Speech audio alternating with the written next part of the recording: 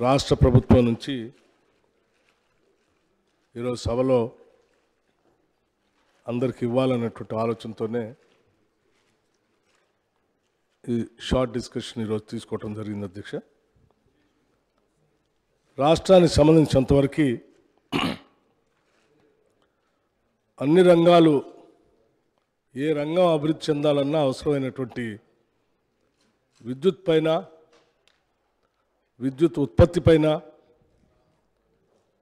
ఆ విద్యుత్తులో ఉన్నటువంటి ఇబ్బందులపైన, వాటన్నిటిపైన కూడా ఈ సభకి అలాగే ఈ రాష్ట్ర ప్రజలకు కూడా వాస్తవ పరిస్థితులు తెలియాలనేటువంటి ఆలోచనతోనే ఈ శ్వేతపత్రాన్ని ఈరోజు ప్రవేశపెడతా ఉన్నాం అధ్యక్ష.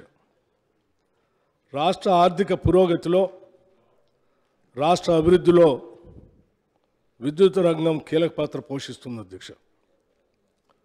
పరిశ్రమల అభివృద్ధికి, వ్యవసాయ రంగ పురోగతికి, సేవారంగం అభివృద్ధికి నమ్మకమైనటువంటి విద్యుత్ సరఫరాయే వెన్నెముక అధ్యక్ష. వైద్య రంగంలోని అత్యవసర సేవలకైనా, రవాణా మరియు సమాచార రంగాల మనుగడకైనా నాణ్యమైన విద్యుత్ సరఫరా చాలా ముఖ్యం అధ్యక్ష. రాష్ట్రంలోని ప్రజల నాణ్యమైన జీవన శైలిని సూచించేది కూడా విద్యుత్ అధ్యక్ష. మొత్తంగా చూస్తే ఆర్థిక పరంగా, నిర్వహణ పరంగా విద్యుత్ రంగం పరిపుష్టంగా ఉండటం రాష్ట్ర మనుగడకి చాలా అవసరం అధ్యక్ష.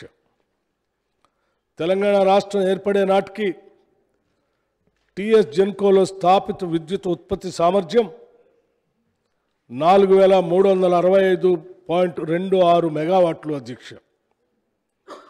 రాష్ట్రం ఏర్పాటు కన్నా చాలా ముందుగానే ఆనాటి నాయకులు ముందు చూపుతో తెలంగాణలో 2960 మెగావాట్ల విద్యుత్ ఉత్పత్తి కేంద్రాలకు అవసరమైన ప్రణాళికలు, పనులు అప్పటి నాయకత్వం ఆలోచన చేసి ఏర్పాటు చేసి ప్రారంభించింది కూడా అధ్యక్ష.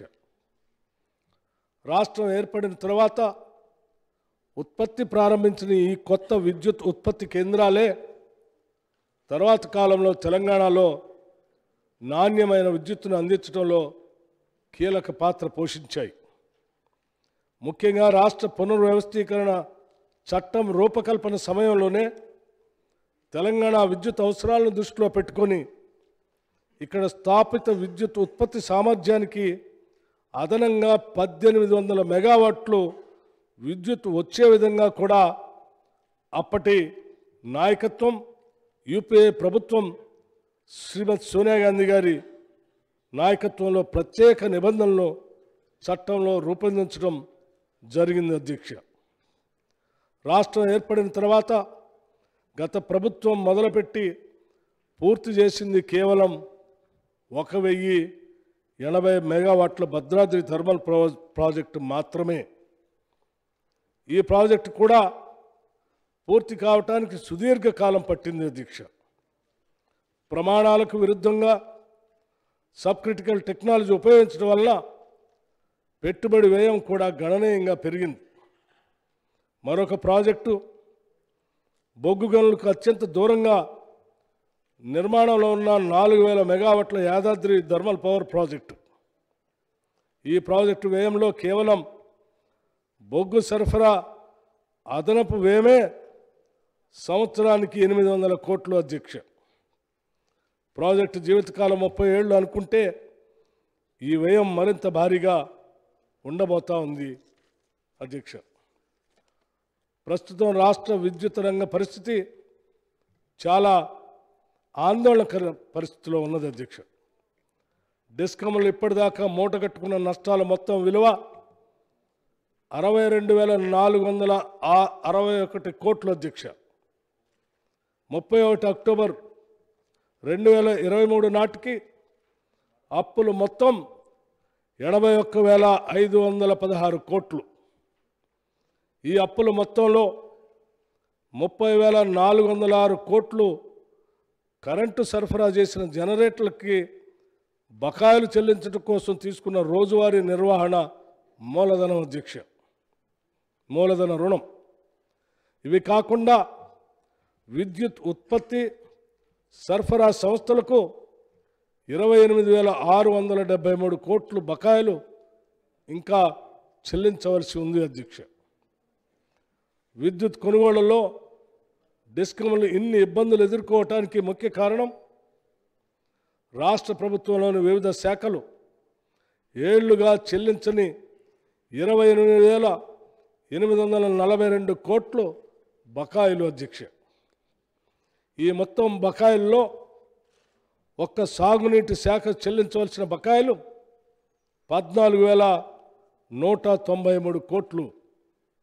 ఇవి కాకుండా విద్యుత్ కొనుగోళ్లు వాస్తవ సర్దుబాటు ఖర్చుల కింద ట్రూ అప్ కింద గత ప్రభుత్వం డిస్కామ్లకి చెల్లిస్తానని మాట తప్పిన 14,928 కోట్ల భారం డిస్కామ్ల ఆర్థిక స్థితిని మరింత కుంగదీసే అధ్యక్ష.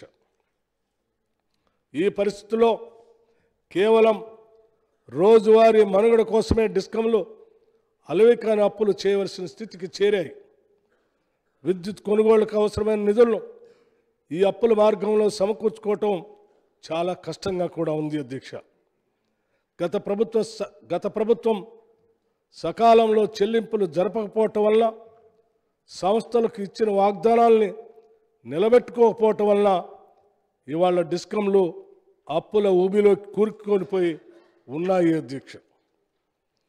విద్యుత్ సంస్థలకు సకాలంలో విడుదల చేయవలసిన నిధుల విషయంలో గత ప్రభుత్వం ఆర్థిక క్రమశిక్షణ పాటించకపోవటం వల్ల ఆర్థికంగా కుదేలైన విద్యుత్ రంగాన్ని గత ప్రభుత్వం నుండి వారసత్వంగా పొందినప్పటికీ రాష్ట్రంలోని విద్యుత్ వినియోగదారులందరికీ నాణ్యమైన నమ్మకమైన విద్యుత్తుని బాధ్యతాయుతమైన పారదర్శక మార్గంలో అందించడానికి, వ్యవసాయ రంగానికి ఉచిత విద్యుత్ అందించడానికి ఈ ప్రభుత్వం కట్టుబడి ఉన్నది అధ్యక్ష. రాష్ట్ర విద్యుత్ రంగం ప్రస్తుతం ఎదుర్కొన్న ఆర్థికపరమైన సవాళ్లను దృష్టిలో పెట్టుకొని గత ప్రభుత్వం మా ప్రభుత్వానికి అనేక సమస్యలతో వదిలివేసిన విద్యుత్ సంస్థల ప్రస్తుత స్థితిని రాష్ట్ర ప్రజలకు వివరించవలసిన బాధ్యత మా పైన ఉన్నది. అందుకే రాష్ట్రం ఏర్పడిన నాటి పరిస్థితులను, తదనంతరం దాదాపు 10 ఏళ్ల పాటు గత ప్రభుత్వం విద్యుత్ సంస్థలను నిర్వహించిన తీరును, ఆర్థికంగా నష్టాల్లోకి నెట్టిన తీరును ఈ శ్వేతపత్రం ద్వారా వివరించే ప్రయత్నం చేశాం అధ్యక్ష. తద్వారా ఒక అర్థవంతమైన చర్చ జరిగి విద్యుత్ రంగం విషయంలో తీసుకోవాల్సిన చర్యల గురించి కొన్ని విలువైన సలహాలు, సూచనలు ఈ సభలోని సభ్యులందరూ, చివరికి ప్రతిపక్షానికి సంబంధించిన సీనియర్ శాసనసభ్యులతో సహా ఈ సభలో ఉన్నటువంటి మిగతా శాసనసభ్యులందరూ కూడా ఈ అంశాలపైన లోతుగా అధ్యయనం చేసి, లోతుగా అర్థం చేసుకొని రేపు భవిష్యత్తులో ఈ రాష్ట్రంలో విద్యుత్ రంగానికి సంబంధించిన సమస్యలు అధిగమించడానికి, ఈ రాష్ట్ర ప్రజలకి నాణ్యమైనటువంటి విద్యుత్తును అందించడానికి తగినటువంటి సలహాలు, సూచనలు ఇవ్వవలసిందిగా కూడా వారందరికీ వివరించడం కోసమే ఈ శ్వేతపత్రం అట్లా ఈ రంగానికి సంబంధించిన సమగ్రమైన సమాచారాన్ని సభకు అందిస్తూ ఉన్నాం అధ్యక్ష. ఉదాహరణకి అధ్యక్ష, మనం ఒకసారి ఈ రాష్ట్రంలో ఉన్నటువంటి లోన్లు సంబంధించి విద్యుత్ రంగానికి సంబంధించిన బకాయిలు ఎంత భారంగా, ఆందోళనకరంగా ఉన్నాయో ఒకసారి మనమందరం అర్థం చేసుకోవాల్సినటువంటి పరిస్థితి కూడా ఉంది. గత ప్రభుత్వం వారు వచ్చిన తర్వాతనే ఏదో ఈ రాష్ట్రంలో కరెంటు ఉత్పత్తి జరిగినట్టు, విద్యుత్ రంగానికి సంబంధించినటువంటి ప్రాజెక్టులు వాళ్లే పెట్టినట్టు, వారు వచ్చిన తర్వాతనే ఈ రాష్ట్రంలో ఉచిత కరెంటు ఇస్తున్నట్టు, వారు వచ్చిన తర్వాతనే ఈ రాష్ట్రంలో బల్బు వెలుగుతున్నట్టు ప్రతి సందర్భంలో గత 10 సంవత్సరాలుగా వారు మాట్లాడినటువంటి విషయాలు గుర్తుకొచ్చి నేను వాస్తవ విషయాలు ఈ సభ దృష్టికి తీసుకొని రాదలుచుకున్నాను. అధ్యక్ష, మీరు రాకముందే ఈ రాష్ట్రంలో అనేక విద్యుత్ రంగ ప్రాజెక్టులు స్థాపించబడ్డాయి.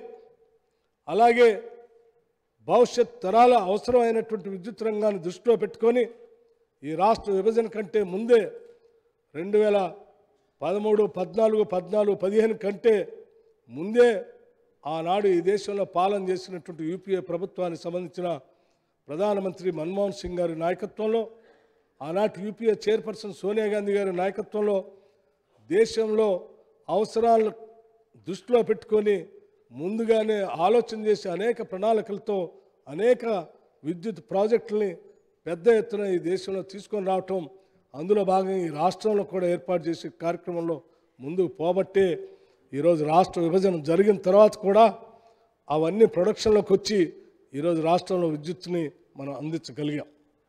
అటువంటి వాస్తవ పరిస్థితులన్నింటినీ కూడా వక్రీకరించి ఈ రాష్ట్ర ప్రజలకి వాళ్ళు ఏమీ లేదు, అంతా మా వల్లనే విద్యుత్ ఉత్పాదన జరిగింది, మా వల్లనే విద్యుత్ సరఫరా జరుగుతుందని చెప్పే ప్రయత్నం గత ప్రభుత్వాలు చేశాయి. వాస్తవ పరిస్థితుల్ని ఈ సభ దృష్టికి తీసుకొని రావడంతో పాటు మీరు అధికారంలోకి వచ్చే నాటికి ఉన్నటువంటి ప్రాజెక్టులు, అప్పటికే ప్రణాళికాబద్ధంగా ప్రాసెస్లో ఉన్నటువంటి ప్రాజెక్టులు, ఆ తర్వాత మీరు వచ్చిన తర్వాత మొదలుపెట్టినటువంటి ప్రాజెక్టులు, వాటికి సంబంధించిన ప్రొడక్షన్లోకి వచ్చిన ప్రాజెక్టులు సమగ్రమైన సమాచారాన్ని కూడా ఈ శ్వేతపత్రంలో మేము స్పష్టంగా వివరించాం. మీరు వచ్చిన తర్వాత అదనంగా కొత్త ప్రాజెక్టులు తీసుకొని వచ్చి కావలసిన రీతిలో ఎన్ని రెట్ల రీతిలో ఉత్పత్తి కేంద్రాలను ప్రారంభించాలో ఆ స్థాయిలో ప్రారంభించకపోగా ఉన్న వాటినే కుదేలేటట్టుగా మీరు చేసిన అప్పులు అత్యంత ఆందోళనకరంగా మారే అధ్యక్ష. ఉదాహరణకి డిస్కమ్స్ సంబంధించి ఇవాళ లోన్లు ఒకసారి 2014లో కేవలం 10,783 కోట్లు ఉంటే 2023 అక్టోబర్ నాటికల్లా అది 39,457 కోట్లకి డిస్కమ్లలో అప్పుల బారిన పడేటట్టుగా చేశారు అధ్యక్ష. అలాగే ట్రాన్స్కోకు సంబంధించి కేవలం 2,911 కోట్లు మాత్రమే అప్పులుంటే 2014 నాటికి అది 2023 నాటికల్లా 50,136 కోట్లకి అప్పుల పాలు చేశారు అధ్యక్ష. అట్లాగే జెన్కోకు సంబంధించి 2014 కల్లా కేవలం 7,662 కోట్లు మాత్రమే అప్పుగా ఉంటే 2023 కల్లా కేవలం 10 ఏళ్లలో 31,923 కోట్లకి అప్పుల పాలు చేశారు అధ్యక్ష. మొత్తంగా ఈ విద్యుత్ రంగ సంస్థలకు సంబంధించి 81,516 కోట్లకి అప్పుల పాలు చేసినటువంటి దుస్థితి ఈరోజు రాష్ట్రంలో మన స్పష్టంగా అర్థమవుతోంది. ఇవి కాకుండా ఇంకా డిస్కమ్స్కి సంబంధించి రాష్ట్ర ప్రభుత్వం ద్వారా ఉన్నటువంటి డ్యూస్ అధ్యక్ష, రాష్ట్ర ప్రభుత్వం ద్వారా డిస్కమ్ చెల్లించాల్సింది అదనంగా ఇంకొక 28,673 కోట్లకి విలువైనటువంటి డబ్బులు మీరు చెల్లించాల్సినటువంటి అవసరం ఉంది అధ్యక్ష. అలాగే అధ్యక్ష, మీ పాలన సక్రమంగా లేకపోవటం వల్ల, ప్రణాళికాబద్ధంగా లేకపోబట్టి, మీరు సరైనటువంటి దూరదృష్టి లేకపోవటం వల్ల డిస్కమ్లో డెఫిసిట్ కూడా చాలా లోతులోకి వెళ్ళిపోయింది అధ్యక్ష. ఉదాహరణకి అగ్రికల్చర్ సబ్సిడీ గ్యాప్ వచ్చేసి ఒక్కసారి ఆలోచన చేస్తే 18,725 కోట్ల రూపాయలు ఇవాళ డిస్కమ్కి డెఫిసిట్లో ఉంది అధ్యక్ష.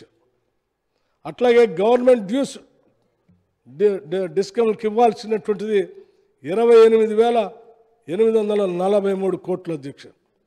ఇట్లా ట్రూ అప్ మీన్స్ 14,928 కోట్ల అధ్యక్ష. మొత్తంగా ఈ డిస్కమ్లు ఈరోజు డెఫిసిట్లో 62,496 కోట్లు ఇవాళ డిస్కమ్లో డెఫిసిట్లో ఉన్నాయి అధ్యక్ష. ఇంత ఆందోళనకరమైనటువంటి పరిస్థితిలో ఉన్నటువంటి విద్యుత్ రంగం సంబంధించిన సమాచారం శ్వేతపత్రం ద్వారా, ఇంకా సమగ్రమైనటువంటి సమాచారం శ్వేతపత్రం ద్వారా మీ అందరి ముందు ఉంచడం జరిగింది అధ్యక్ష.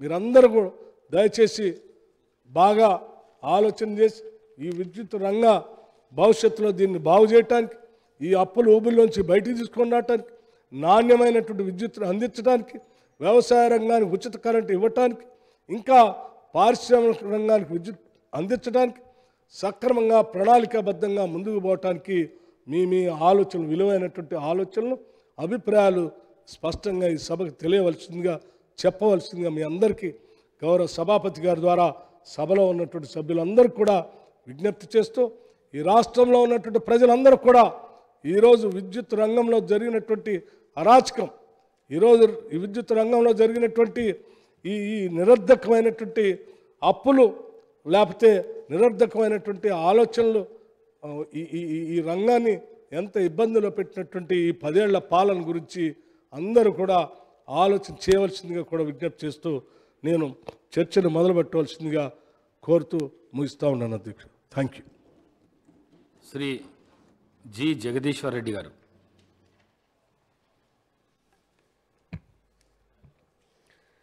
అధ్యక్ష, ఈ అవకాశం ఇచ్చినందుకు తమరికి ధన్యవాదాలు తెలియజేస్తాను అధ్యక్ష. సరే, ముందుగా రాష్ట్ర ప్రభుత్వం ఇప్పటి నుంచి అప్పులే లేకుండా ప్రభుత్వాన్ని నడపాలని చెప్పి నిర్ణయం తీసుకున్నందుకు వారికి అభినందనలు తెలియజేస్తా ఉన్నా అధ్యక్ష. అనకపోతే మీరు చర్చ అక్కర్లేకుండే కదా అధ్యక్ష.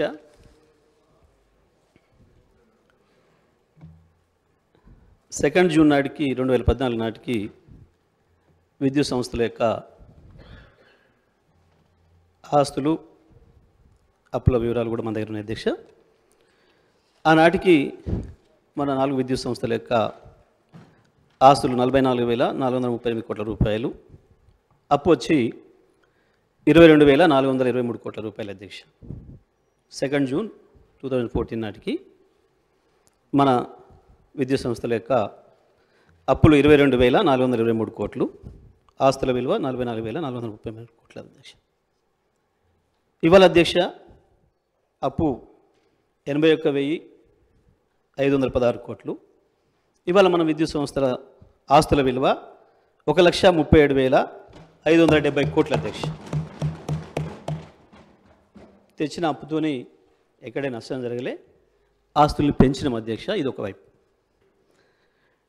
ఇక కంపెనీల వారిగా తీసుకుంటే వారు కూడా చెప్పినారు, జెన్కో ఆనాటికి 7,662 కోట్లు ఉంది అప్పు, ఆస్తి వచ్చి 31,923 కోట్లు ఉంది అధ్యక్ష. ట్రాన్స్కో అప్పు 2,411 కోట్లు, ఆస్తి 10,136 కోట్లు. ఎస్పీడీసీఎల్ అప్పు 8,213 కోట్లు, ఆస్తి 24,000 కోట్లు. ఎన్పీడీసీఎల్ 4,137 కోట్లు, అప్పు 15,000 కోట్లు ఆస్తి అధ్యక్ష. ఇది స్పష్టంగా ఉన్నాయి అధ్యక్ష, అందులో సందేహం ఏం లేదు సార్. అయితే విద్యుత్ పరిస్థితి ఏందనేది ఒకసారి చూసుకోవాలి అధ్యక్ష. ఆ రోజుకు విద్యుత్ ఏముంది, ఇవాళ ఏముంది? ఇవాళ భారతదేశం మొత్తంలో అన్ని రాష్ట్రాలు కలుపుకుంటే, అన్ని రాష్ట్రాలు 24 గంటల విద్యుత్తును అన్ని రంగాల వినియోగదారులకు అందించిన ఏకైక రాష్ట్రం తెలంగాణ రాష్ట్రం మాత్రమే అధ్యక్ష. ఈ రోజుకు కూడా ఇది నేను చెప్పిన విషయం కాదు అధ్యక్ష. నీతి ఆయోగ్ తన state energy and climate index round 1లో 2022లో ప్రకటించిన విషయం అధ్యక్ష. Hours of electricity supply to industry 100 points ఇచ్చింది మనకి. Hours of electricity supply for agriculture also 100 points ఇచ్చింది అధ్యక్ష మనకి. ఇది నీతి ఆయోగ్ ఇచ్చింది. ఇది మేము ఎవరో చెప్పింది కాదు, మా సెల్ఫ్ సర్టిఫికేట్ కాదు అధ్యక్ష. ఇది అదే నీతి ఆయోగ్ ఛత్తీస్గఢ్ సంబంధించి కూడా ఇచ్చింది అధ్యక్ష. ఇండస్ట్రీకి 100 పాయింట్లు ఇచ్చింది, అగ్రికల్చర్కి 66.7 పాయింట్లు ఇచ్చింది. రాజస్థాన్ కూడా ఇచ్చింది అధ్యక్ష. అవర్స్ ఆఫ్ ఎలక్ట్రిసిటీ సప్లై ఇండస్ట్రీకి 100 పాయింట్లు ఇచ్చింది, అగ్రికల్చర్కి 1.7 పాయింట్లు ఇచ్చింది అధ్యక్ష. గుజరాత్ కూడా ఇచ్చింది అధ్యక్ష. ఇండస్ట్రీకి 100 పాయింట్లు ఇచ్చింది, ఎలక్ట్రిసిటీ అగ్రికల్చర్కి 11.4 పాయింట్లు ఇచ్చింది అధ్యక్ష. భారతదేశంలో కేవలం కేరళ, హిమాచల్ ప్రదేశ్, ఒడిశా, తెలంగాణ ఈ 4 రాష్ట్రాలు మాత్రమే విద్యుత్ విషయంలో 100 పాయింట్లు ఇచ్చింది అధ్యక్ష. ఇది నీతి ఆయోగ్ ఇచ్చింది, నేను చెప్పుకుంటుంది కాదు. పవర్ జనరేషన్కి సంబంధించి కూడా ఆనాటికి సమైక్య ఆంధ్రప్రదేశ్లో 2014 నాటికి 17,000 మెగావాట్ల విద్యుత్ సామర్థ్యం ఉంటే ఇవాళ తెలంగాణ ఒకటే 18,000 పైన విద్యుత్ సామర్థ్యం కలిగి ఉందనే విషయాన్ని కూడా నీతి ఆయోగ్ 2020లో చెప్పింది అధ్యక్ష, 22లో చెప్పింది అధ్యక్ష.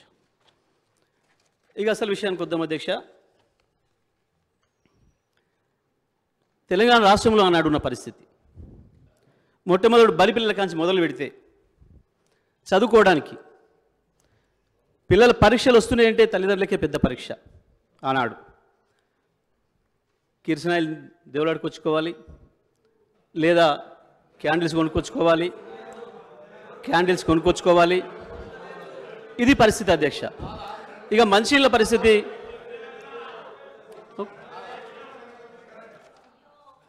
మినిస్టర్ గారు.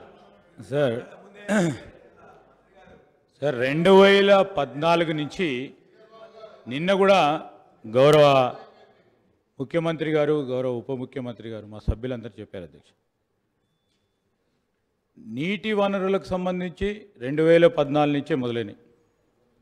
2014 నుంచే మంచినీటి సరఫరా మన రాష్ట్ర ప్రజలందరూ చూసినట్టు, విద్యుత్ సరఫరాకు సంబంధించి 2014 నుంచే వారు మొదలుపెట్టిన ఈ ప్రాజెక్టుల ద్వారా తర్వాతనే విద్యుత్ పరంగా అసలు కరెంటు చూసినట్టు మన ప్రజానికం, అది మొత్తం అంధకారంలో ఉన్నట్టు, మనం సివిలైజేషనే లేనట్టు, వారే వచ్చి మొత్తం తెలంగాణ రాష్ట్రాన్ని కనబెట్టినట్టు.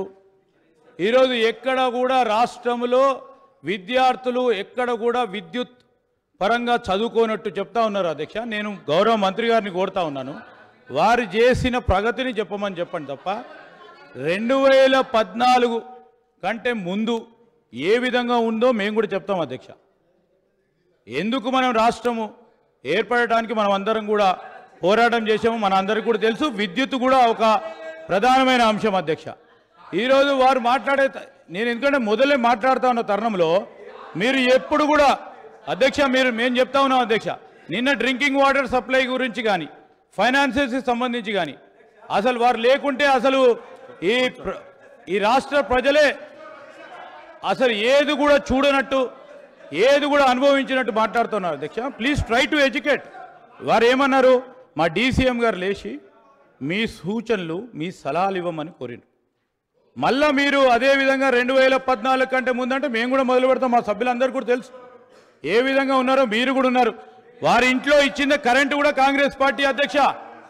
ఈరోజు వారి ఇంట్లో ఇచ్చిన కరెంటు కూడా కాంగ్రెస్ పార్టీకి సంబంధించిన అధ్యక్ష. జగదీశ్వర్ రెడ్డి గారు. అధ్యక్ష నేను ఎక్కడ వచ్చిన డీవియేషన్ కానీ ఓ విమర్శకు కానీ నేను పోలేదు. ఎందుకంత తొందరపడుతున్నారో నాకు అర్థం కావట్లేదు అధ్యక్ష. మరి వారే చెప్పిండ్రు, నిన్న 1956 నుంచి మొదలుపెట్టి వచ్చిండ్రు. వారే నిన్న 1956 నుంచి మొదలుపెట్టి వచ్చిండ్రు, ఇక్కడ దాకా తెచ్చిండ్రు. ఏ సంవత్సరం ఏం జరిగిందో కనీసం 14 ఉన్న పరిస్థితి చెప్పకపోతే ఇవాళ ఉన్న ఎట్లా తెలుస్తుంది అధ్యక్ష?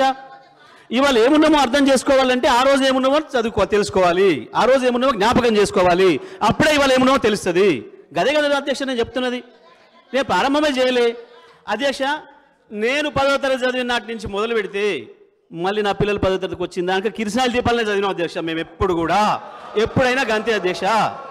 అది వారు కూడా గంతే అధ్యక్ష. శ్రీధర్ బాబు గారు కూడా కిరసనాయిల దీపంతోనే చదువుకున్నాడు, అందులో సందేహం లేదు. సరే అధ్యక్ష, ఓకే అధ్యక్ష. ఒకవేళ వాళ్ళు ఏదైనా రాసిచ్చి ఇదే చదివిపోవాలి అందరూ అంటే ఓకే, అది కూడా ఆలోచిద్దాం అధ్యక్ష. ఎందుకు ఆగమవుతున్నారు అప్పుడే అధ్యక్ష? ఇక మంచినీళ్ళ పరిస్థితి, విద్యార్థుల పరిస్థితి, అది మంచినీళ్ళ పరిస్థితి. మంచినీళ్ళు ఇంటికి మంచినీళ్ళు రాలే, బోరు బావి కాడికి పోయి మంచినీళ్ళు తెచ్చుకోవాల్సిన దుస్థితి ఆనాడు గ్రామాలలో పల్లెల్లో. దానికి పోతే కూడా బోరు బావి దగ్గర పోతే పోయేవరకే కరెంటు పోతే 2 గంటల 3 గంటల 4 గంటల ఎన్ని గంటలు ఉండాలనో ఎప్పుడు ఇంటికి పోవాలో తెలియని పరిస్థితి. ఇంటికి పోవడానికి ఒక బాధ, నీళ్లు లేకుండా బిందె నీళ్ళు లేకపోతే ఇంటికి పోయి ఎసరు పెట్టే పరిస్థితి లేదు ఆనాడు తెలంగాణ అక్కజల్లులకి, తెలంగాణ ఆడపడుచులకు. అక్కడ కూర్చొని ఇంటికి పోవడమా ఇక్కడ ఉండడం అనేది బాధ ఆ రోజు. అధ్యక్ష, ఆ నుంచి పరిశ్రమలకి, వాణిజ్య రంగానికి, వ్యాపార రంగానికి ఏ ఒక్క షాప్ అయినా జనరేటర్ లేని షాప్ ఒక్కటి ఉండేనా, ఇన్వర్టర్ లేని ఇల్లు ఒక్కటి ఉండేనా అధ్యక్ష అన్నాడు. ఇన్వర్టర్లు, జనరేటర్లు తప్ప మన బతుకు కరెంట్ లేదు అధ్యక్ష. అంతే అధ్యక్ష.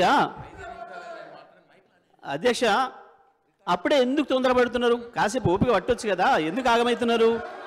మీ మంత్రులు మాట్లాడరాదా? చెప్పరాదా సమాధానం? మీ మంత్రులు మాట్లాడియండి, ఎందుకు ఆగమవుతున్నారు మీరు? జగదీశ్వర్ రెడ్డి మంత్రులు సమాధానం చెప్పే శక్తి ఉంది కదా. జగదీశ్వర్ రెడ్డి గారు. ఓకే అధ్యక్ష, మహిళల పరిస్థితి అది, వ్యాపార వాణిజ్య పరిస్థితి ఇది. మంచిగా ఇక ఇండస్ట్రీస్ అయితే మీకు కూడా తెలుసు, ఇక్కడనే పాపం ధర్నా ప్రతిరోజు ఇండస్ట్రియలిస్టులు, ప్రపంచంలో పారిశ్రామికవేత్తలు కూడా ధర్నా చేసిన మొట్టమొదటి సందర్భం తెలంగాణలో మాత్రమే. ఆ రోజు సమైక్య ఆంధ్రప్రదేశ్లో, తెలంగాణలో, హైదరాబాద్లో మాత్రమే జరిగింది. ఇది ప్రపంచ రికార్డు అధ్యక్ష, అందులో సందేహమేం లేదు అధ్యక్ష. ఇక రైతాంగం గురించి చెప్పుకోవాలంటే అది ఎన్ని రోజులు కూడా చెప్పినా వడవని కథ అధ్యక్ష. రైతాంగం పడ్డ బాధలు, రైతాంగం పడ్డ వ్యధలు, చచ్చిపోయిన రైతుల ఆత్మలు ఇప్పుడు కూడా చూస్తున్నాయి అధ్యక్ష. పైనుంచి ఈ అసెంబ్లీలో మనం ఏం మాట్లాడుకుంటున్నామో కూడా చూస్తున్నాయి అధ్యక్ష. అటువైపు నుంచి ఏం జరుగుతుంది, ఇటువైపు నుంచి ఏం జరుగుతుంది, ఎట్లా దబాయింపు జరుగుతున్నాయి అనేది కూడా పైన చూస్తున్నాయి అధ్యక్ష, అందులో సందేహం లేదు అధ్యక్ష. ఏముండే అధ్యక్ష, మొట్టమొదలు బండెడ్ల అమ్మే కాంచి మొదలైంది రైతు పరిస్థితి.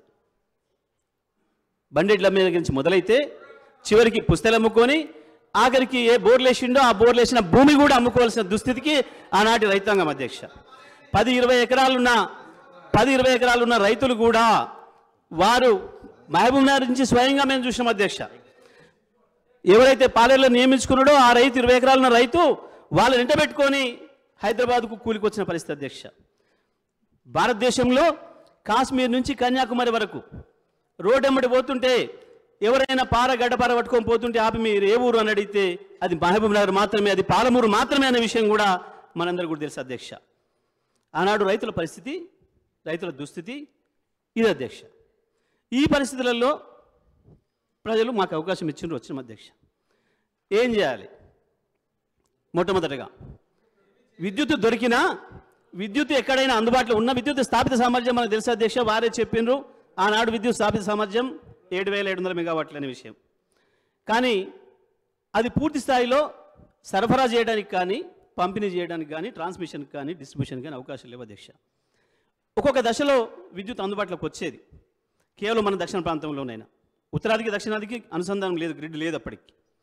కేవలం మన ప్రాంతంలో ఉత్పత్తి అయిన విద్యుత్ అయినా సరే. మనం 2004 తర్వాత వరుసగా 5, 6, 7 సంవత్సరాల కాలంలో బ్రహ్మాండంగా వర్షాలు వచ్చి హైడల్ విద్యుత్ అందుబాటులోకి వచ్చింది అధ్యక్ష. నాగార్జున సాగర్ కావచ్చు, శ్రీశైలం పూర్తి స్థాయిలో ఉత్పత్తి జరిగింది, ఎక్కువ కాలం జరిగింది, అందుబాటులోకి వచ్చింది. ఆ కాలంలో కూడా వరుసగా 6 గంటలు రైతాంగానికి విద్యుత్ ఇచ్చే అవకాశం లేకుండా పోయింది అధ్యక్ష. ఒక 33 kV 11 kV సబ్స్టేషన్ నుంచి విద్యుత్ ఇవ్వాలంటే 3 గంటలకు మించి ఒక ఫీడర్లో ఇచ్చే అవకాశం లేదు అధ్యక్ష అన్నాడు. ఎందుకంటే దానిపైన 133 అందుబాటులో లేదు, దానిపైన 220 అందుబాటులో లేదు, దానిపైన 400 kV అందుబాటులో లేవు అధ్యక్ష. బ్యాక్ డౌన్ చేయాల్సిన పరిస్థితి వచ్చింది. జల విద్యుత్తును కూడా బ్యాక్ డౌన్ చేయాల్సిన పరిస్థితి వచ్చింది అధ్యక్ష అన్నాడు. ఎందుకంటే ట్రాన్స్మిషన్, డిస్ట్రిబ్యూషన్ సిస్టమ్స్ లేకపోవడం వల్ల. ఆ రోజు ఉండే ఉద్యోగస్తులకు ఒక కళ ఉండేది. మన ఏఈలు కావచ్చు, డిఈలు కావచ్చు, ఇవాళ ఎస్సీలైన వాళ్ళు, సీజీఎంలైన వాళ్ళు, కొంతమంది డైరెక్టర్లు అయిన వాళ్ళు కూడా ఆనాడు వాళ్ళు ఇంకా కింది స్థాయిలో ఉద్యోగాలు ఉన్నప్పుడు ఎప్పుడైనా మా జీవితంలో వరుసగా 6 గంటలు రైతాంగానికి కరెంట్ ఇవ్వగలుగుతామా అనేది ఒక కళ ఉండే అధ్యక్ష అది వాళ్ళకు. కానీ ఇవాళ 24 గంటల విద్యుత్తుని ఇవ్వాలని చెప్పి వ్యవసాయానికి కూడా నిర్ణయం చేసిన మరుక్షణం అందరికంటే ఎక్కువ సంతోషపడ్డది మా విద్యుత్ ఉద్యోగులే అధ్యక్ష, అందులో సందేహం లేదు అధ్యక్ష. ఒకవైపు ఇది పరిస్థితి, విద్యుత్ ఇది. గ్రామాలకు వెళ్ళాలంటే విద్యుత్ అధికారుల పరిస్థితి ఏందో తమరికి కూడా తెలుసు అధ్యక్ష. గ్రామాలకు వెళ్తే పొరపాటున వసూళ్ళకి కనుక పోతే ఏ ఊర్లో కూడా గ్రామ పంచాయతీ ఆఫీసులో వేసి తాళం పెట్టని ఊరు లేదు అధ్యక్ష మా విద్యుత్ సిబ్బందిని ఆనాడు. లేదు, రైతాంగానికి వ్యవసాయం వదిలిపెట్టి ఇంకొక ప్రత్యేకమైన పని ఉండే అధ్యక్ష. సబ్ స్టేషన్ ముందుకు రావాలి, ధర్నాలు చేయాలి, అందులో ఎవరో ఒకరిద్దరు ఆవేశపరులు ఉంటే లోబడికి వెళ్ళి ఆ ఉన్న 2, 3 కుర్చీలు ఇరగొట్టాలి, కేసుల పాలు కావాలి అధ్యక్ష. ఇది ఆనాడున్న పరిస్థితి అధ్యక్ష. ఇది వాస్తవం కాదని ఎవరు చెప్పగలరు? చెప్పండి సార్ అధ్యక్ష. ఒకవైపు ముఖ్యమంత్రి గారి పార్టీ, ఇప్పుడున్న ముఖ్యమంత్రి గారి పార్టీ ఆనాడు అధికారంలో ఉంటే ఇవాళ ఉప ముఖ్యమంత్రి గారి పార్టీ ధర్నాలు చేసింది, రాస్తారోకోలు చేసింది. ఇదే హౌస్లోకి ఎండిపోయిన కంకులు, వరి కంకులు, మక్క కంకులు, పత్తి చేలు తీసుకొని వచ్చింది. ఒకవేళ వీరి పార్టీ అధికారంలో, ఉప ముఖ్యమంత్రి గారి పార్టీ అధికారంలో ఉన్నాడు, ముఖ్యమంత్రి గారి పార్టీ ఆ పని చేసింది అధ్యక్ష. ఈ సభలో ప్రతిరోజు నిత్యకృష అధ్యక్ష. ఆ రోజు ఈ సభలో రికార్డులు ఉన్నాయి అధ్యక్ష. నేను చెప్పేది అబద్ధమైతే, నేను చెప్పేది అసత్యమైతే, నేను చెప్పేది వాస్తవ దూరమైతే ఈ సభలోనే రికార్డులు ఉన్నాయి అధ్యక్ష. తీసి చూడవచ్చు అధ్యక్ష, పరిశీలించవచ్చు అధ్యక్ష. మేము చెప్పింది నిజమే కనుక పొరపాటు అనుకుంటే. ఇదే ముఖ్యమంత్రి, ఉప ముఖ్యమంత్రి సాక్ష్యం అధ్యక్ష. వీళ్ళే పాత్రదారులు అధ్యక్ష అన్నాడు, వేరే ఎవరో కాదు. వీరిద్దరే పాత్రదారులు, అందులో సందేహం లేదు. ఉన్నారు, మా వాళ్ళు కూడా ఉన్నారు, అందులో సందేహమేం లేదు. మా వాళ్ళు కూడా ఉన్నారు, లేరని నేను అనడం లేదు. మీ పార్టీలో నేను చెప్పింది మీ పార్టీల గురించే, అందులో సందేహం లేదు అధ్యక్ష. అధ్యక్ష, ఏం జరిగింది ఆనాడు విద్యుత్ ఈ సమస్య ఉండడం వల్ల? ఇప్పుడు వారే చెప్పినట్టు విద్యుత్ అనేది ఇవాళ మనిషి జీవితంలో అంతర్భాగమైంది అధ్యక్ష. విద్యుత్ లేకుండా ఒక అడిగేసే పరిస్థితి లేదు. రాత్రి పడుకునే ముందు స్విచ్ టచ్ చేయాలి, పొద్దుగాలు లేస్తే మంచం నుంచి దిగాలంటే అదే స్విచ్ టచ్ చేయాలి. ఇంతగా జీవితంలో భాగమైంది ఇవాళ విద్యుత్ అనేది. విద్యుత్ రంగాన్ని బాగు చేసుకోకుండా మేము బాగుపడినాం, మేము అభివృద్ధి చెందుతున్నాం అనుకుంటే అది అమాయకత్వం అయింది అధ్యక్ష. మరి అటువంటి పరిస్థితులలో గౌరవ ముఖ్యమంత్రి కేసీఆర్ గారు అన్నాడు మొట్టమొదటిగా విద్యుత్ రంగం పైన దృష్టి సారించి తను ప్రమాణ స్వీకారం చేసిన మరుక్షణం మొట్టమొదటిగా నియమించుకుంది సీఎండీలను అధ్యక్ష. మన విద్యుత్ సంస్థలకు అనుభవం లేని సీఎండీలు నియమించుకోవడం ద్వారా అందులో తెలంగాణకు సంబంధించి తెలంగాణ మీద ప్రేమ ఉన్నవాళ్ళు, తెలంగాణ గురించి అవగాహన ఉన్న వాళ్ళని తీసుకోవడం ఉపయోగం అని చెప్పి పూర్తిగా మన వాళ్ళను, డిపార్ట్మెంట్ నుంచి వచ్చిన వాళ్ళను, అనుభవంతో ఉన్న వాళ్ళను తీసుకోవాలని చెప్పి వారు తీసుకున్న మొట్టమొదటి నిర్ణయము ఇవాళ ఈ రాష్ట్రంలో విద్యుత్ వెలుగులు నింపడానికి కారణమైంది అధ్యక్ష. ముఖ్యమంత్రి గారి మొట్టమొదటి ఆలోచన. ఆ రోజు కూర్చోబెట్టి చర్చ మొదలు పెడితే 2 రోజులు 3 రోజులు దానిపైన వర్క్షాప్ కండక్ట్ చేశారు అధ్యక్ష ముఖ్యమంత్రి గారు. అప్పటికే ముఖ్యమంత్రి గారికి పూర్తి అవగాహన ఉంది. 85లో వారు ఎమ్మెల్యే అయిన రోజు నుంచే సిద్దిపేటలో వచ్చిన విద్యుత్ కష్టాలు, దానిపైన వారు చేసిన ఆలోచనలు, అప్పటికి అనేక మంది సీనియర్లతోని, అందులో ఉండే ఉద్యోగస్తులతోని, అధికారులతోని వారు చేసిన చర్చల వల్ల వారికి పూర్తిగా దానిపైన అవగాహన ఉంది అధ్యక్ష. వెంటనే విద్యుత్ ఎక్కడో చోట తెద్దాం, గ్రిడ్ అనుసంధానం కూడా స్పీడప్ చేద్దాం. అప్పటికే గ్రిడ్ అనుసంధానం సంబంధించి కేంద్రం నుంచి అవకాశం వచ్చినా అలా ఇక్కడున్న సమైక్య ఆంధ్రప్రదేశ్ ముఖ్యమంత్రి గారు దాని పట్ల కొంత నిర్లక్ష్యం వహిస్తే కూడా ఆ తర్వాత వెంటనే దానికి సంబంధించిన గొడవ కూడా ఇక్కడ జరిగింది, వారి ఛాంబర్ ముందర జరిగింది. ఆ రోజు మా హరీష్ రావు గారు, కేటీఆర్ గారు, మా ఇతర శాసనసభ్యులు అందరూ కూడా వెళ్ళి దాని విషయంలో గొడవ చేసిన సంగతి కూడా రికార్డులలో ఉంది అధ్యక్ష. ఆ తర్వాత దాని నుంచి ముందుగా దాన్ని పూర్తి చేసుకుందాం. భారతదేశంలో ఇతర ప్రాంతాల్లో కొంత లభ్యత ఎక్కువగా ఉంది. మన దగ్గర వెంటనే ఉత్పత్తి చేయడం కష్టమైనప్పటికీ కూడా ఛత్తీస్గఢ్ నుంచి కూడా తీసుకోవడానికి అవకాశం ఉందని చెప్పి ఆ లైన్ కూడా వెంటనే పూర్తి చేసుకోవడానికి, ల్యాండ్ ఎక్విజిషన్ సమస్యలు ఏంటో కూడా స్వయంగా గౌరవ ముఖ్యమంత్రి గారి వాటిని కోఆర్డినేట్ చేసి ఇక్కడి నుంచి వెళ్ళి ఎప్పటికప్పుడు ఇన్స్ట్రక్షన్స్ ఇస్తూ అక్కడ ఉండే స్థానిక శాసనసభ్యుల్ని, మంత్రులందరినీ కూడా, ఆ జిల్లాలకు సంబంధించిన మంత్రులను కూడా సెన్సిటైజ్ చేసి అక్కడ వెంటనే పూర్తి చేయడానికి, ఆ సమస్యలు, ల్యాండ్ ఎక్విజిషన్ సమస్యలు రాకుండా తొందరగా పూర్తి చేయించడానికి అన్ని ఏర్పాటు చేయడంతో ముందుగా ట్రాన్స్మిషన్ సిస్టమ్ను, డిస్ట్రిబ్యూషన్ సిస్టమ్ను వెంటనే అభివృద్ధి చేయాలని చెప్పి వారికి ఆదేశాలు ఇవ్వటం. మరి ఈ పరిస్థితులలో ఏం చేయాలి? మనం డబ్బులు లేవు సంస్థల దగ్గర, అప్పటికీ అప్పుల్లో ఉన్న విషయం మనకు తెలుసు. ఎందుకంటే స్వయంగా ఇప్పుడు వారిచ్చిన దాంట్లో కూడా ఉంది. ట్రాన్స్కో 800 కోట్లతో 8,000 కోట్లతో అప్పుల్లో ఉంది. ఎస్పీడీసీఎల్, ఎన్పీడీసీఎల్ కూడా 8,000 కోట్ల అప్పుల్లో ఉంది, మనకు ఉంది సార్. మరి ఇటువంటి పరిస్థితులలో మళ్ళీ వాటిని డెవలప్ చేయాలంటే అప్పు తేవడం తప్ప మనకి ఇంకో మార్గం లేదు అధ్యక్ష. It's very clear.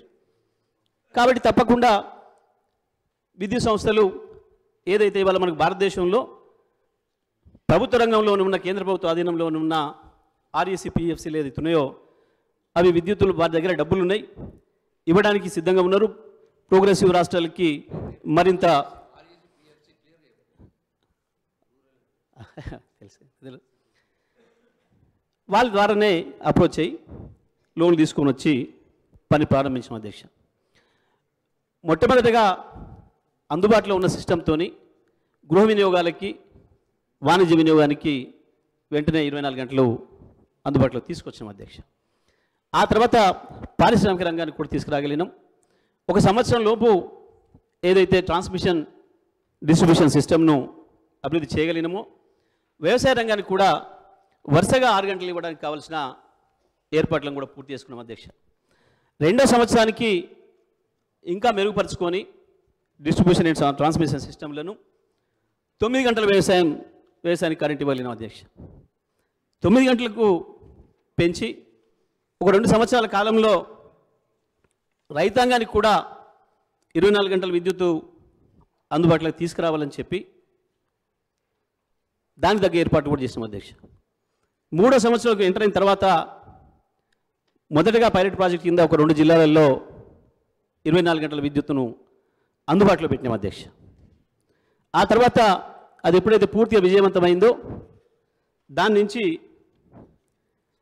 మొత్తం రాష్ట్రానికి కూడా రైతాంగానికి 24 గంటల విద్యుత్తును అందుబాటులోకి తీసుకురావడానికి అవకాశాలను మెరుగుపరిచాం అధ్యక్ష. దీని కొరకు మేము అభివృద్ధి చేసిన మేము ఖర్చు పెట్టిన పైసలు కావచ్చు, దానికి ఎగనెస్ట్గా మేము చేసిన డెవలప్మెంట్ సంబంధించిన అంశాలను కూడా ఈ సభ ముందు ఉంచుతాను అధ్యక్ష. 2014లో ఏదైతే కాంట్రాక్ట్ కెపాసిటీ థర్మల్ విద్యుత్తులో దీంట్లో 7,778 ఉందో మేము ఈనాటికి ఆ రోజుకే